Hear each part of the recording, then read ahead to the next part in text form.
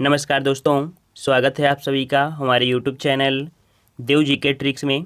दोस्तों, हम लोग यहाँ पर हमेशा की तरह हिंदी का फुल टेस्ट लगाएंगे, जहाँ पर आपके 50 प्रश्न होते हैं और डेली यहाँ पर टेस्ट लगाया जाता है। प्लेलिस्ट के माध्यम से आप सभी वीडियो क्रम से देख सकते हैं। जितने लोग यहाँ पर जुड़ चुके हैं सभी लोग वीडियो लाइक कर दीजिए, चैनल को सब्सक्राइब भी कर लीजिए। आवाज़ आ रही है हमारी? क्लियर है? चलिए तो स्टार्ट करते हैं। यहाँ पर आपका प्रश्न दिया गया है कि कर्कश का विलोम नीचे दिए गए विकल्पों में से चुनें। कर्कश का विलोम, और यहाँ पर आपका सही जवाब हो जाएगा ऑप्शन राइट। जवाब आ रहे हैं, बिल्कुल सही है, ऑप्शन सी हो जाएगा। याद रखिए, कर्कश का विलोम क्या होता है? मधुर होता है, ठीक है। जबकि देखा जाए कठोर का, तो कठोर का होता है कोमल, विवेक का होता है अविवेकी, और विनम्र का होता है धृष्ट, ठीक है। इस प्रकार से चारों ऑप्शन आपके क्लियर हुए। नेक्स्ट क्वेश्चन दिया है कि वाक्यांशों के लिए एक शब्द आपका चुनना है।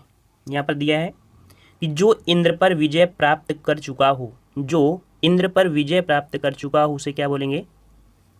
जो इंद्र पर विजय प्राप्त कर चुका हो उसे हम लोग बोलते हैं इंद्रजीत। क्या बोलते हैं? इंद्रजीत। ऑप्शन आपका यहाँ पर सी हो जाएगा। और याद रखिएगा, जब इंद्रियों पर जो विजय प्राप्त कर लेता है, ठीक है, इंद्रियों पर, तो इंद्रियों पर अगर विजय प्राप्त कर लेता है उसको हम बोलते हैं जितेंद्रिय। ऑप्शन आपका यहाँ पर सही हो जाएगा, इसका डी हो जाएगा, ठीक है। जो इंद्र पर विजय प्राप्त कर दे उसे इंद्रजीत, और जो इंद्रियों पर विजय प्राप्त कर ले उसे जितेंद्रिय। दोनों कंप्लीट हुए। नेक्स्ट क्वेश्चन, उच्च कुल में पैदा व्यक्ति, उच्च कुल में पैदा जो व्यक्ति होता है उसे क्या बोलते हैं?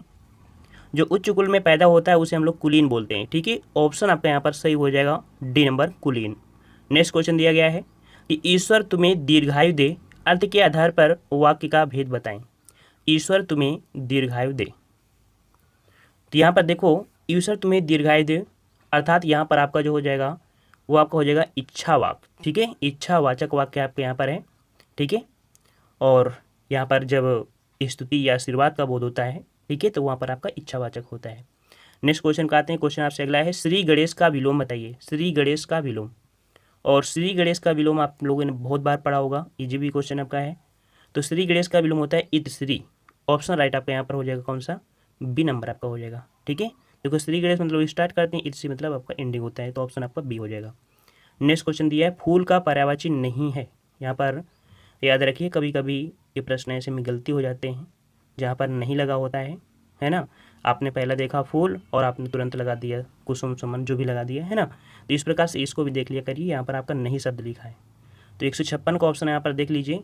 फूल का जो पर्यायवाची सुमन होता है, पुष्प होता है, कुसुम होता है, लेकिन तनुजा नहीं होता है, ठीक है। क्या नहीं होता है आपका? तनुजा। तनुजा किसका पर्यायवाची होता है? तो तनुजा होता है बेटी या पुत्री का, ठीक है। इस प्रकार से इसका जवाब का सी हो जाएगा। नेक्स्ट क्वेश्चन, किस रस को रसराज कहा जाता है? किस रस को रसराज कहा जाता है? और रसराज बोलते हैं आपके ऑप्शन सी, बिल्कुल सही है, श्रृंगार रस को कहा जाता है, ठीक है। श्रृंगार रस को रसराज की उपमा से अलंकृत किया गया है, ऑप्शन सी हो जाएगा। नेक्स्ट क्वेश्चन है, मन रे तन कागद का पुतला, लगे बूंद बिनस जाए छिन में, गर्व करे क्या इतना। इस पंक्ति में कौन सा रस है? कौन सा रस है? जिन विषयों या उद्दीपनों में परमात्मा के वास्तविक रूप का ज्ञान हो और अन्य विषयों या वैराग्य हो जाता है, तब वहाँ पर याद रखिए शांत रस होता है, ठीक है। ये जो वाक्य है इसमें कवि ने तन को कागज के पुतले के समान माना है, जो कि क्षण भर में पानी की बूंदों से नष्ट हो सकता है। फिर भी इस तन पर इतना गुमान क्यों? यहाँ पर कवि तन को छोड़कर परमात्मा के प्रति अनुराग पैदा करता है, अतः यहाँ पर आपका क्या हो जाएगा? शांत रस हो जाएगा। ऑप्शन आपका डी हो जाएगा। समझ में आ गया? क्वेश्चन रट लीजिए, ये क्वेश्चन आपका हमेशा देखने को मिलता है, ठीक है। चलिए अगला क्वेश्चन है कि जिस छंद में 4 चरण और प्रत्येक चरण में 16 मात्राएं होती हैं वह कहलाता है। जिस छंद में 4 चरण हो और प्रत्येक चरण में 16 मात्राएं हो वो आपका होता है, वेरी गुड, ऑप्शन आपका डी हो जाएगा, चौपाई, ठीक है। चौपाई होता है। और याद रखिए, चौपाई जो होता है वो सममात्रिक छंद होता है। सममात्रिक मतलब समान मात्राएं, क्योंकि यहाँ पर 16 हैं, इस प्रकार से। तो ये भी क्वेश्चन आपका बन जाता है कि कैसा है? सममात्रिक छंद है, ठीक है। नेक्स्ट क्वेश्चन है कि कल्प वृक्ष का पर्यायवाची, कल्प वृक्ष का पर्यायवाची जो बनेगा तो परिजात, कल्पतरु और देववृक्ष, अर्थात यहाँ पर आपका सही हो जाएगा डी नंबर। यहाँ पर चारों, यहाँ पर जो सही है तीनों ऑप्शन सही है। हिंदी की आद्य जननी क्या है? हिंदी की आद्य जननी, तो हिंदी की आद्य जननी किसे कहते हैं?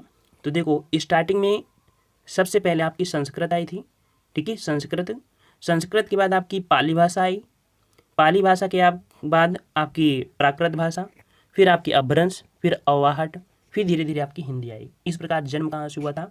संस्कृत से। तो यहाँ पर ऑप्शन राइट आपका हो जाएगा बी नंबर, संस्कृत हो जाएगा। नेक्स्ट क्वेश्चन, हिंदी दिवस कब मनाया जाता है? हिंदी दिवस कब मनाते हैं? तो यहाँ पर आपका सही जवाब देखो 14 सितंबर को यहाँ पर संविधान ने इसे एक्सेप्ट किया था, है ना। इस कारण से आपका जवाब हो जाएगा ऑप्शन बी 14 सितंबर। ठीक है, कब? 14 सितंबर। नेक्स्ट क्वेश्चन दिया है कि दिन रात अध्ययन करके भी वह प्रथम स्थान न प्राप्त कर सका। यहाँ पर वाक्य में जो अध्ययन है, ये अंडरलाइन दिया है, अध्ययन। जो शुद्ध लिखा जाता है किस प्रकार से लिखते हैं? अध्ययन। और यहाँ पर आपका सही जवाब हो जाएगा ऑप्शन राइट, जो लिखा है बिल्कुल सही है, ऑप्शन आपका यहाँ पर बी सही हो जाएगा। ठीक है, बिल्कुल सही लिखा था, आपको घुमाने का प्रयास कर रहा था। चलिए नेक्स्ट क्वेश्चन आपका अगला पूछा गया है कि अविकारी शब्द क्या होता है? अविकारी, जिसका विकार न किया जा सके। जिन शब्दों के रूप में लिंग, वचन और कारक को कोई परिवर्तन ना हो, उसे हम लोग अविकारी कहते हैं। ठीक है ना। तो यहाँ पर आपका जो जवाब हो जाएगा ऑप्शन आपका जो सी हो जाएगा, अव्यय। अव्यय जो होते हैं, याद रखिए आपके क्या होते हैं?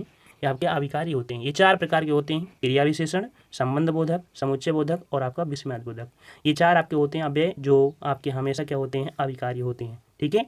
और जो विकारी होते हैं, विकारी मतलब होता है विकार, जैसे संज्ञा, सर्वनाम, क्रिया विशेषण। संज्ञा मतलब होता है लड़का या लड़की, तो लड़का का हमने मात्रा चढ़ा दिया तो लड़की बन गया, है ना। तो इस प्रकार से उसका परिवर्तन हो जाएगा। तो संज्ञा, सर्वनाम, क्रिया विशेषण ऐसे होते हैं 4 ये, जिनका परिवर्तन कर सकते हैं अर्थात विकार कर सकते हैं, लेकिन जिनका विकार न कर सकें उसे अव्यय कहते हैं। ठीक है। चलिए नेक्स्ट क्वेश्चन दिया गया है, हिंदी वर्णमाला में व्यंजनों की संख्या। हिंदी वर्णमाला में व्यंजनों की संख्या कितनी होती है? सिर्फ व्यंजन पूछा है, वर्णमाला नहीं पूछा है। अगर वर्णमाला की बात करता कि वर्णमाला लिपि में कितने हैं तो आपको 52 लिखना पड़ता, लेकिन यहाँ पर पूछा है कि वर्णमाला में व्यंजन की संख्या। अब यहाँ पर व्यंजन की संख्या कितनी होती है? सी नंबर आपका हो जाएगा, यहाँ पर 33 होती है। ठीक है, 33। नेक्स्ट क्वेश्चन दिया है कि निम्नलिखित काव्यांश को पढ़िए और नीचे दिए गए प्रश्नों को उत्तर लिखिए। यहाँ पर देखो दिया है आपका काव्यांश। कभी कभी आप देखते हैं गद्यांश आ जाता है, उसके प्रश्न आपको ढूंढना होता है, कभी कभी काव्यांश। और काव्यांश ज़्यादा इजी होता है क्योंकि काव्यांश होता है छोटा और उसे आसानी से निकाल भी सकते हैं। ठीक है, तो यहाँ पर छोटा सा बिल्कुल है, अगर हम इसे पढ़ के आंसर देखा जाए तो निकाल सकते हैं कि कुछ भी बन कायर मत बन, ठोकर मार पटक मत माथा, तेरी राह रोकते पाना पाहन, कुछ भी बन बस कायर मत बन, ले देखन जीना क्या जीना, ले देकर जीना क्या जीना, कब तक गम के आंसू पीना, मानवता को तुझे सींचा, बहा युगों तक खून पसीना। यहाँ पर मैक्सिमम फोकस किया गया है कायर के बारे में, है ना। तो यहाँ पर देखो वही प्रश्न आपको दिए गए होंगे कि कवि क्या करने की प्रेरणा दे रहा है, कवि क्या करने की प्रेरणा दे रहा है। तो यहाँ पर कह रहा है आपसे कि रुकावटों को ठोकर मारने की। ठीक है, रुकावटों को ठोकर मारने की यहाँ पर प्रेरणा आपसे दे रहा है। ठीक है, नेक्स्ट प्रश्न में देखते हैं। यहाँ पर आपसे अगला कह रहा है आपसे इन पंक्तियों में कायर का अर्थ क्या है? कायर का अर्थ क्या है? तो कायर का अर्थ यहाँ पर क्या हो जाएगा? तो आपका समझौतावादी, मतलब कायर में समझौता कर लेते हैं, तो ऑप्शन आपका बी हो जाएगा। कुछ भी बन बस कायर मत बन, कवि ने क्यों कहा है? क्यों कहा है ये शब्द आपसे पूछा गया है। तो ये क्यों कहा है कि कायर मनुष्य का जीवन व्यर्थ होता है। ठीक है, इसलिए ऑप्शन आपका सी हो जाएगा। नेक्स्ट क्वेश्चन दिया है कि पाहन शब्द का पर्यायवाची। अब एक शब्द मिला था पाहन। पाहन शब्द का पर्यायवाची होता क्या है? पत्थर होता है। ठीक है, पत्थर होता है। अच्छा क्वेश्चन आपका है, तो ऑप्शन आपका सी हो जाएगा। नेक्स्ट क्वेश्चन है कि कवि के अनुसार किस प्रकार का जीवन व्यर्थ है? कवि के अनुसार किस प्रकार का जीवन व्यर्थ है? तो यहाँ पर जवाब हो जाएगा ऑप्शन राइट आपका बी, यहाँ पर समझौतावादी हो जाएगा। ठीक है, देखा पांचों प्रश्न आपके कंप्लीट हो चुके हैं। नेक्स्ट क्वेश्चन आते हैं कि इस समास में पहला पद संख्यावाची होता है, अर्थात ऐसा कौन सा समास है जिसका पहला पद संख्यावाची होता है? और पहला पद संख्यावाची होता है वो आपका होता है, याद रखिए, द्विगु समास। ठीक है, द्विगु समास होता है, इसका पहला पद आपका संख्यावाची होता है। ठीक है, और यहाँ पर नेक्स्ट क्वेश्चन का आते हैं। क्वेश्चन आपसे अगला पूछा गया है कि राजपुत्र में कौन सा समास है? राजपुत्र में कौन सा समास है? राजपुत्र अर्थात राजा का पुत्र। यहाँ पर जब भी कारक लग जाते हैं वो आपका जो होता है हमेशा तत्पुरुष समास होता है। देखो कारक होते हैं 8, लेकिन सिर्फ 6 कारक ही प्रयोग होते हैं आपके तत्पुरुष में जो आपके आते हैं। ठीक है, 6 कारक होते हैं, यूज होते हैं बस। नेक्स्ट क्वेश्चन दिया गया है कि निम्नलिखित प्रत्येक 4 विकल्पों में से बेमेल शब्द को चिन्हित कीजिए। यहाँ पर दिया है ऑप्शन में समस्या, खेद, कठिनाई और जटिलता। इन चारों में एक ऑप्शन में थोड़ा सा परिवर्तन है, अर्थात वो चार में से एक अलग है। देखो समस्या, कठिनाई, जटिलता ये आपको सेम लग रहे हैं, लेकिन खेद शब्द जो आपका है ये आपका यहाँ पर अलग हो जाएगा। तो 173 का ऑप्शन आपका बी हो जाएगा। नेक्स्ट क्वेश्चन दिया है घर, प्रियजन, परिवार और बच्चे। तो परिवर्तन क्या हुआ, ये कह सकते हैं इनमें से चार में एक ऑप्शन क्या है, परिवार, परिजन, बच्चे ये रिश्तों को दर्शाते हैं, जबकि घर इन सबसे आपका भिन्न है। तो ऑप्शन आपका यहाँ पर ए हो जाएगा। नेक्स्ट क्वेश्चन दिया है कि जिस समास का पूर्व पद अर्थात पहला पद जो होता है वो प्रधान हो उसे कौन सा समास कहते हैं। पूर्व पद अर्थात पहला पद, ठीक है। तो यहाँ पर कभी कभी बच्चे गलती कर देते हैं, पूर्व पद उत्तर पद। देखो उत्तर होता है वो आपका उत्तर पद होता है, उसे बाद में बोलते हैं। वैसे भी उत्तर कब निकलता है, बाद में निकलता है। तो याद रखिए पूर्व पद होता है पहला, उत्तर पद होता है बाद। तो यहाँ पर दिया है पूर्व पद अर्थात पहला पद, तो ये जो आपका हो जाएगा अव्ययी भाव समास हो जाएगा, ठीक है। अव्ययी भाव समास होता है जैसे हमने आपको बताया था, प्रतिदिन हो गया, ठीक है, यथार्थ हो गया, बेकाम हो गया, ऐसे वर्ड होते हैं जो आपके अव्ययी भाव समास होते हैं। अगला है प्रश्न संख्या में कि निम्न भक्ति काव्य के प्रमुख कवि कौन है। देखते हैं कि नीचे दिए गए विकल्पों में से निर्गुण भक्ति काव्य के प्रमुख कवि कौन है। निर्गुण भक्ति काव्य के प्रमुख जो कवि हैं वो आपके कौन से हैं, ये आप याद रखिए आपके कबीरदास हैं। कौन है आपके, कबीरदास हैं। नेक्स्ट क्वेश्चन दिया है कि भारतीय संविधान में किस भाषा को राजभाषा के रूप में स्वीकृत किया गया है। यहाँ पर देखो भारतीय संविधान में किस भाषा को राजभाषा बोला गया है, राजभाषा, ना कि राष्ट्रभाषा, है ना। तो राजभाषा जो आपकी है वो आपकी क्या है, आपकी हिंदी है, ठीक है। क्या है, हिंदी है। देखो राजभाषा और राष्ट्रभाषा में अंतर क्या है, जो नए बच्चे वो समझ लीजिए कि जो आपकी हिंदी है वो राजभाषा है, ना कि राष्ट्रभाषा। क्लास 6 में अगर आप देखेंगे तो वहाँ पर आपको राष्ट्रभाषा भी दिया है और राज्यभाषा दिया है ना। लेकिन ये छोटी छोटी त्रुटियाँ आगे चल के इन्हें दिक्कत कर देती हैं। क्लास छोटे में अगर न पढ़ाया जाए सही तो आगे दिक्कतें होती हैं। देखो राजभाषा मतलब होता है क्या, कि राजभाषा किसी भी राज्य में पूर्णतः बोली गई हो, है ना। लेकिन राष्ट्रभाषा होती है कि जैसे आपका भारत है, भारत में वर्तमान में देखा जाए तो आपके 28 राज्य हो चुके हैं, ठीक है। तो इन सभी राज्यों में अगर हिंदी बोली जाती तो हम लोग राष्ट्रभाषा बोल सकते थे। लेकिन सिर्फ आपके यहाँ पर लगभग 10 राज्य हैं जहाँ पर हिंदी बोली जाती है। इस कारण से राष्ट्रभाषा ना होके सिर्फ आपकी हिंदी क्या है, राजभाषा है। क्योंकि भारत में आपकी अंग्रेजी बोली जाती है ना, अलग अलग क्षेत्रों में बोली, तमिल बोली जाती है। इस कारण इसे हम लोग राजभाषा बोलेंगे, ना कि राष्ट्रभाषा। समझ में आ गया होगा, ये सिर्फ नए बच्चों के लिए था। चलिए कामायनी महाकाव्य के रचयिता कौन है, कामायनी महाकाव्य के रचयिता कौन है। ये भी क्वेश्चन आपका बहुत बार पूछा है, कामायनी। और इसके रचयिता हैं आपके ऑप्शन सी, आपके जयशंकर प्रसाद हैं, ठीक है, जयशंकर प्रसाद हैं। और यहाँ पर कामायनी, चलिए सही है। और नेक्स्ट क्वेश्चन का आते हैं। क्वेश्चन आपसे अगला पूछा है कि पृथ्वी राज रासो किस काल की रचना है। पृथ्वी राज रासो, और पृथ्वी राज रासो जो आपकी है यह आपकी आदिकाल की रचना है, ठीक है। पृथ्वी राज रासो आदिकाल की रचना है।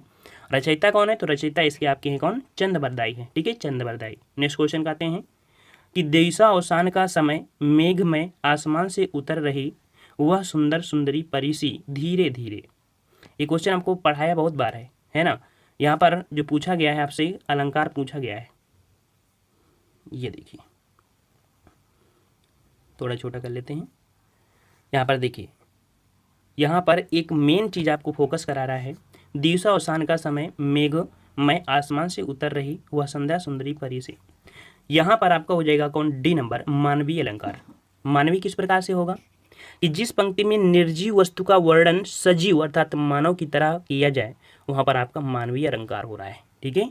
ये सुबह की बात हो रही है, सुबह जब सूर्य की किरणें होती हैं उसकी यहाँ पर बात मतलब तुलना की गई है, वही चीज़ आपको हो गया, अर्थात निर्जीव को सजीव मान लिया गया, अर्थात आपका मानवीय अलंकार हो जाएगा, ठीक है। चलिए हिंदी शब्दकोश में छा का क्रम किस वर्ण के बाद आता है। छा का क्रम किस वर्ण के बाद आता है। ये प्रश्न रटा जरूर होगा, लेकिन इसका वास्तविकता देखा जाए तो जो वाक्य विश्लेषण होता है, ये कह सकते हैं कि अक्षरों का क्रमबद्ध से लिखा जाता है। अगर इसका ज्ञान नहीं तो आप गलती कर जाएंगे। क्यों, क्योंकि जो छा होता है, छा बनता है कैसे है, ये जो बनता है आपका का धन सा से बनता है, ठीक है। का धन आपके बनता है सा से। इस हिसाब से कि जो छा आता है तो सबसे पहले आपका का आता है, तो इसके कारण से आपका हो जाएगा कौन सा, ए नंबर हो जाएगा, यहाँ पर का हो जाएगा, ठीक है। 181 का ऑप्शन आपका ए हो जाएगा। नेक्स्ट क्वेश्चन है कि खग जाने खग की भाषा लोकोक्ति का उचित अर्थ बताइए। खग जाने खग की भाषा काफ़ी प्रचलित आप कह सकते हैं कि लोकोक्ति है, मतलब समान प्रवृत्ति वाले लोग एक दूसरे की सराहते हैं, अर्थात वही समझ पाते हैं। यहाँ पर ऑप्शन आपका डी हो जाएगा। नेक्स्ट क्वेश्चन है कि दिए गए वाक्य के पहले और अंतिम भाग को 1 और 6 की संख्या दी है, ठीक है। वही जैसे कि रोज का आपका होता है कि क्रम से आपको यहाँ पर बिल्कुल क्रम से करना होगा। जैसे कि आपका ये पहला आपका यहाँ पर स्थिर है, यहाँ पर 6 नंबर आपका अपनी जगह स्थिर होगा, 11 अलावा में आपका परिवर्तन होगा। सिर्फ इसी परिवर्तनों को आपको यहाँ पर देखना होगा। अगर मिलाया जाए तो देख लेते हैं कि जिस प्रकार अग्नि का धर्म दहकना है, उसी प्रकार मनुष्य का धैर्य उसके स्वभाव का पर्याय होना चाहिए। इस प्रकार से क्रम बनेगा, सी नंबर आपका हो जाएगा। ठीक है, अगला है अक्ल का दुश्मन मोहरे का अर्थ। अक्ल का दुश्मन मोहरे का अर्थ हो जाएगा महामूर्ख। ठीक है, ऑप्शन आपका सी हो जाएगा। नेक्स्ट क्वेश्चन दिया है कि वाक्य के अशुद्ध भाग अर्थात जो भाग त्रुटि है उसका चयन करना है, त्रुटि ना हो तो ऑप्शन आपको डी लगाना है। ठीक है, देखते हैं कि धनवान को व्यर्थ बेकार में सहायता देकर कोई लाभ न होगा। तो यहाँ पर देखो क्या त्रुटि आपको देखने को मिल रही है, त्रुटि शायद आपको पहचान मिल गई होगी। धनवान को व्यर्थ बेकार में, देखिए व्यर्थ लगा है और बेकार में, क्या दोनों को लगाना उचित है? नहीं उचित है ना। इस प्रकार से यहाँ पर बेकार को अगर हटा दिया जाए तो इसका मतलब आपका है कि बी नंबर में आपकी त्रुटि हो जाएगी। ठीक है, चलिए अगला है कि दिए गए वाक्यों में शुद्ध वर्तनी का शब्द बताइए। शुद्ध वर्तनी आपकी कौन सी यहाँ पर, और शुद्ध वर्तनी आपकी हो जाएगी यहाँ पर, चलो ऑप्शन को पहचानिए, देखते हैं किसका जवाब इस बार कुछ सही आ रहा है। और शुद्ध वर्तनी वाला शब्द हो जाएगा आपका सी नंबर, जिसका सी है सच्चिदानंद। सच्चिदानंद जो आपका है बिल्कुल शुद्ध लिखा है। देखो दिखा है सर्वोत्तम में देखो जो ता होता है उसमें आपका ऐसे ता बना होता है, जबकि यहाँ पर बना नहीं है ना।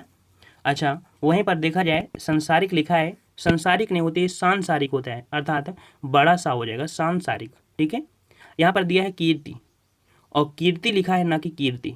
जो ता है ता में आपकी छोटी की मात्रा होगी। इस प्रकार से ये तीनों ऑप्शन आपके गलत हैं, सिर्फ सच्चिदानंद सही हो जाएगा। अगला उपसर्ग का प्रयोग होता है। देखो क्वेश्चन आपको हमेशा से बताया जाता है उपसर्ग किसी शब्द के पहले लगता है, जो शब्दांश शब्दों के आदि में जुड़कर लगते हैं। ठीक है, आदि शब्द बोलेंगे, हमने बताया आदि मतलब पहले हो जाएगा। तो यहाँ पर ऑप्शन आपका हो जाएगा यहाँ पर ए नंबर। ठीक है, अगला क्वेश्चन आपसे अगला पूछा गया यहाँ पर मिठास शब्द में किस प्रत्यय का प्रयोग हुआ है। मिठास शब्द में प्रत्यय, और मिठास आस क्या निकल रहा है, लास्ट में आस निकल रहा है। तो ऑप्शन आपका यहाँ पर कौन सा हो जाएगा, सी नंबर आपको हो जाएगा। नेक्स्ट क्वेश्चन है कि सत्याग्रह का संधि विच्छेद बताइए। सत्याग्रह का संधि विच्छेद बनेगा सत्य धन आग्रह। क्या बनेगा, सत्य धन आग्रह बनेगा। यह आपकी दीर्घ संधि है। ठीक है, इसमें देखो छोटा आ और बड़ा आ मिलकर बड़ा आ का निर्माण कर रहे हैं, अर्थात ये आपका दीर्घ संधि होगा। ऑप्शन आपका डी हो जाएगा। नेक्स्ट क्वेश्चन दिया है कि दो वर्णों के मेल से होने वाले विकार या परिवर्तन को कहते हैं। दो वर्णों के मेल से होने वाले विकार या परिवर्तन को कहते हैं, क्या कहते हैं भाई, इसे हम लोग संधि बोलते हैं। यहाँ पर देखो वर्ण दिया है दो वर्णों के मेल से, अगर यहीं पर दो शब्द हो जाता तो दो शब्दों के मेल से आपका समास बनता है, लेकिन यहाँ पर दो वर्णों के मेल से आपकी संधि बनती है। ठीक है, नेक्स्ट क्वेश्चन का आते हैं। क्वेश्चन आपसे अगला दिया गया है कि सूरदास के गुरु कौन थे। सूरदास के गुरु, और यहाँ पर सूरदास के गुरु आपके कौन थे, इजी क्वेश्चन आपका है, हमेशा आपने पढ़ा होगा, चाहे आपका 10th हो, हर क्लास में आपको देखने को मिलता है। तो सूरदास के गुरु थे आपके वल्लभाचार्य। ठीक है, वल्लभाचार्य, और हाई स्कूल में तो आपको पढ़ना ही पड़ता था। सूरदास, तुलसीदास है ना, तुलसी सूर, कबीर बिहारी, ये चारों ही आपकी मोस्टली उनकी जीवनी आती थी, तो वहाँ पर जरूर आपने पढ़ा होगा वल्लभाचार्य। अगला क्वेश्चन है छंद पढ़ते समय आने वाले विराम को क्या कहते हैं। छंद पढ़ते समय आने वाले विराम को कहते हैं, क्या कहते हैं, यति। जहाँ पर विराम आता है अर्थात रुकते हैं, यति मतलब होता है रुकना, और इसके बाद फिर से आगे बढ़ते हैं। ऑप्शन बी हो जाएगा। जहाँ वाक्य की गति अंतिम रूप ले ले, विचार के तार टूट जाए, वहाँ किस चिन्ह का प्रयोग होता है। जहाँ वाक्य की गति अंतिम रूप ले ले और विचार के तार टूट जाएं, वहाँ पर जो आपका चिन्ह प्रयोग होता है, बिल्कुल सही जवाब है पूर्ण विराम। ठीक है, पूर्ण विराम। नेक्स्ट क्वेश्चन, अमरस क्या है। अमरस, और अमरस जो है ये कह सकते हैं मन में आने वाले संचरण या करने वाले, ठीक है, भावों को संचरित भाव अथवा व्यभिचारी भाव को हम लोग कहते हैं। यहाँ पर याद रखिएगा अमरस एक संचारी भाव है। ठीक है, संचारी भाव है, और संचारी भावों की संख्या आपकी 33 होती है। ठीक है, अगला है कबीरदास की भाषा कौन सी है। कबीरदास की भाषा, और कबीरदास की भाषा जो आपकी है ये आपकी है, ऑप्शन डी हो जाएगा, सदुक्कड़ी भाषा। ठीक है, सदुक्कड़ी भाषा है, और हिंदी साहित्य के भक्ति काल के एकमात्र ऐसे कवि हैं जिन्होंने आजीवन समाज में कह सकते हैं व्याप्त आडंबरों का विरोध किया है, और इनकी रचनाएं अनेक भाषाओं में मिलती है, ब्रजभाषा, खड़ी बुंदेली, जिस कारण से इनकी जो भाषा है वो श्याम सुंदर दास ने पंचमेल खिचड़ी कहा है। ठीक है, इस कारण से आपका सदुक्कड़ी हो जाएगा। ठीक है, सदुक्कड़ी कह सकते हैं पंचमेल खिचड़ी। ठीक है, चलिए अगला दिया है कि निम्नलिखित मुहावरों के उचित विकल्प देना है द्रौपदी का चीर का अर्थ क्या है? द्रौपदी का चीर, तो द्रौपदी का चीर होता है कभी ना समाप्त होने वाला, या कह सकते हैं अनंत। ऑप्शन आपका सी हो जाएगा। ठीक है, देखो चीरहरण में उनकी साड़ी खत्म ही नहीं हो रही थी, है ना, तो इसका मतलब होता है कि कभी समाप्त ना होने वाला, ये कह सकते हैं अनंत। अगला है कूप मंडूक होना। कूप मंडूक होना मुहावरे का जो अर्थ हो जाएगा, कूप मंडूक, जो कुएं का मेढक होता है उसको लगता है कि कुआं ही उसके लिए क्या है, जीवन है। इसका मतलब है सीमित क्षेत्र को ही ऑप्शन समझ लेता है। तो सीमित ज्ञान या सीमित अनुभव, ऑप्शन आपका डी हो जाएगा। ठीक है, चलिए अगला है कि इस प्रश्न के वाक्य में पहले और अंतिम वही चीज़ है जो आपको देखने को मिलता है यार अलावा। ठीक है, और यहाँ पर दिया है कि दिए गए वाक्यांश के लिए एक शब्द का चयन करना है पूर्व और उत्तर के बीच जो दिशा होती है। देखो यहाँ पर आपका ये पूरब हो गया, ये उत्तर हो गया, और इसकी ये वाली जो दिशा होती है, ठीक है, पूर्वोत्तर, इस दिशा को हम लोग बोलते हैं ईशान बोलते हैं। क्या बोलते हैं? ईशान। अच्छा, चारों दिशाओं का ज्ञान कर लीजिए। चारों दिशाओं के जो बीच का जो दिशा होती है, अर्थात ये आपको कह सकते हैं पूरब हो गया, ये आपका यहाँ पर पश्चिम हो गया, ये उत्तर हो गया, और ये दक्षिण होगा। ये एक होती है, एक दिशा ये होती है कि ये दिशा होती है, और एक ही दिशा होती है। इसीलिए हम लोग बोलते हैं ईशान। क्या बोलते हैं भाई? इसे ईशान बोलते हैं। इसे बोलते हैं वायव्य। ठीक है, इसे बोलते हैं वायव्य, वायव्य। और यहाँ पर ये जो होती है इसे नैऋत्य बोलते हैं। ठीक है, ये वाला जो डी ऑप्शन दिख रहा है। और आग्नेय बोलते हैं, जो आपका ये वाला एरिया होता है इसे आग्नेय बोलते हैं। ठीक है, चारों ऑप्शन आप पढ़ लीजिए, लिख लीजिए। ठीक है, लास्ट क्वेश्चन है कि वलय शब्द का अर्थ चिन्हित कीजिए। वलय, वलय शब्द का अर्थ होता है गोलाकार घेरा, है ना। ऑप्शन आपका बी हो जाएगा, बिल्कुल सही है, गोलाकार घेरा हो जाएगा। ठीक है, बी नंबर आपका हो जाएगा। तो टेस्ट पेपर आज का बहुत ही अच्छा था, और उम्मीद करते हैं कि आप सभी के आज 45 प्रश्न आपके जरूर आए होंगे, अर्थात 45 प्लस जरूर सही किए होंगे। परेशान मत होइए, जो नए बच्चे हैं वो परेशान मत होइए कि नहीं हमारे सर 35 सही हुए हैं, 20 सही हुए हैं, 25 सही हुए हैं, है ना। अगर डेली ऐसे ही आप पढ़ाई करेंगे तो आपका स्कोर जरूर जाएगा। अब यहाँ पर सोचो कि नहीं हम मस्ती करते रहें, जब पेपर आएगा तब पढ़ लेंगे, तो फिर आपकी दिक्कत हो जाएगा। सिर्फ आधा घंटा का समय तो देना होता है, आधा घंटा अगर आप रिवीजन कर लेते हैं तो हिंदी में तो दिक्कत कभी आपको आने ही नहीं मिलेगी। ठीक है, तो सभी लोग वीडियो जरूर लाइक करिए। हम लोग मिलते हैं नए वीडियो में, तब तक।